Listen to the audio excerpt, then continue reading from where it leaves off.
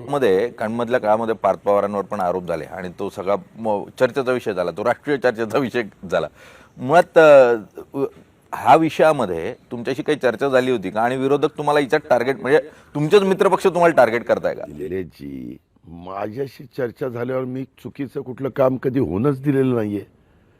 मी अधिकाऱ्यांनी पण मला सांगितलं, एखादी फाईल असताना दादा ही अशा अशा अडचणीची बाजूला ठेव, रद्द करा. काय त्याच्या वाचून आपलं नडलेलं आहे? आज इथपर्यंत आपण पोहोचलेलो आहे. इथपर्यंत पोहोचताना अनेक वर्ष आपण पण काम करतोय.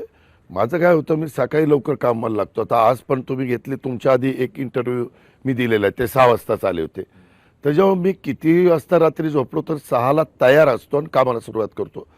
ह्या कामाच्यामुळं प्रत्येक गोष्ट, हां तू काय करतो रे बाबा, तू काय करतो रे बाबा, त्यांना काही विचारावं असं वाटलं आणि ते विचारलं आणि माझ्या लक्षात आलं तर मी बरोबर असेल गो अहेड, बरोबर नसेल स्टॉप, अशा पद्धतीनं माझा स्वभाव आहे.